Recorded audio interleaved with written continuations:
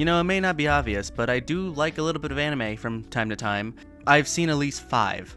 So that's what I'm going to be talking about today. I'm going to be talking about my top 5 anime because why not? I don't have any ideas today.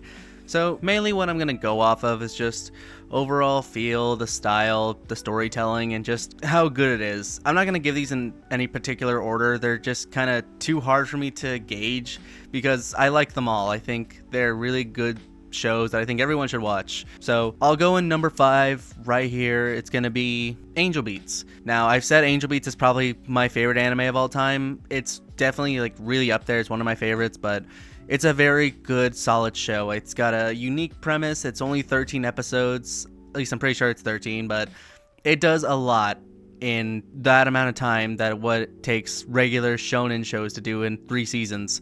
There's so much to go into there. It's tragic, it's funny, it's sad, it hits all the right feels. It's a very solid show. For it coming out in 2010, it was way ahead of its time, I think. And I think it's still very popular today. I think a lot of people still like it. But every time I bring it up to conversation, no one's ever heard of it. So it's pretty sad, ironically, but it's whatever. It's a very slice of life, dramatic type of show. And it's one of my favorites for a reason. The soundtrack is cool. The characters are so likable. It is one of the best shows that I have ever seen, and it still probably will be one of my top 5 no matter what. I have not seen anything else top it. My number 4 I'm gonna go ahead and say is Call of the Night. Now I know you can kind of just see all the shit that I have back here, but Call of the Night is probably one of my favorite mangas, actually. I know I'm talking about animes right now, but in terms of the story, I think it's a very solid one. It has a very unique vibe. It's a vampire story, obviously, but it's got like this nice lo-fi feel. I love Creepy Nuts whenever they do the music for it. It's so good. It's such a creative design. All the purples and the blues and all the neon lights.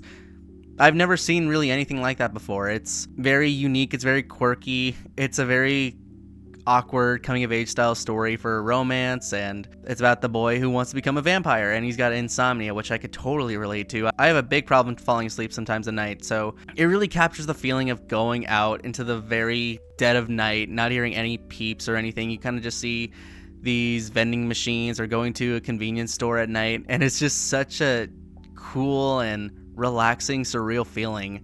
I don't think I've ever seen a show do stuff like that and just capture it so well. And you get to see all these different parts of the nightlife, what goes on, and you kind of just see these two characters bond together, and it's such a beautiful show. I think it's something that everyone should watch, and it's just a killer soundtrack. I cannot stress enough how much I love Creepy Nuts.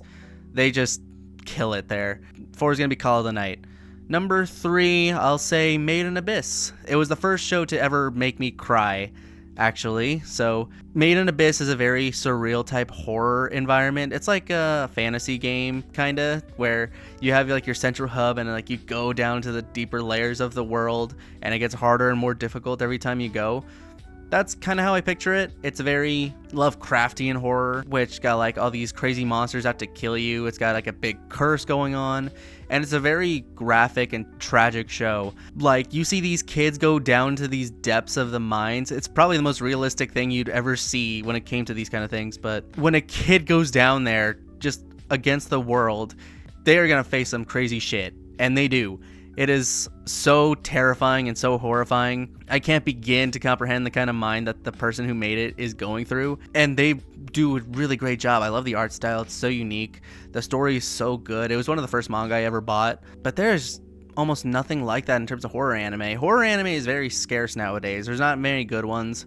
And a lot of times the scares kind of just really lack. But what lacks in scares, it makes up for with like the traumatizing and horrific scenes that come out of it. I think if you want to see a show that completely goes against the norm and just tries to make something terrifying but also really thrilling and delves really deep into the world building, then I think you should definitely watch Made in Abyss. It's a very solid show. So that's gonna be my number 3. Number 2, I'm probably gonna say Laid Back Camp. It's a very different feel, but it's one of the most relaxing shows I've ever seen. I usually watch every time I go traveling, so it's a nice pastime. I have some time to just relax, kick back, see some crazy hijinks from these characters. They go camping, they cook meals, and I used to love going camping. I was a Boy Scout back in my day, and camping was such a fun time. You just go out and be with nature. You can just go do all these crazy things that you wouldn't get in a place with a lot of technology. It's just you against the world, and it's such a nice, relaxing change of pace. It's so realistic. It's a slice of life show. Not many people like slice of life, but I do.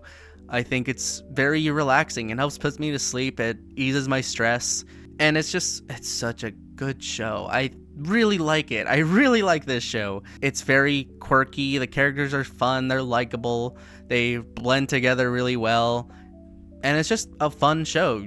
You can just turn it on to whatever episode and just watch it. That's the nice appeal about it, and that's why I like slice of life shows. They're just such a nice turn your brain off moment. I think it's one of the great highlights of anime, stuff that you would see on mundane day-to-day life portrayed on a screen or in a book, and it's done really well. So I'm gonna say that as my number 2. Number 1, I'd probably say in that area is probably gonna be the Monogatari series. I love Studio Shaft's work. I think they do incredible stuff. They make some of the most insane mindfuckery shows that I've ever seen. And this is another vampire-ish one. It doesn't really go into that. It does that at first, but then it goes into all these different monster stories. You get like all these different characters lined up, and you see like all of them have their own little problem going on. They have their own little monsters in there, and it's so cool. I feel like you need to be Japanese to really appreciate the show, because some of the humor that people see whenever they watch a show for the first time can kind of just go right over your head.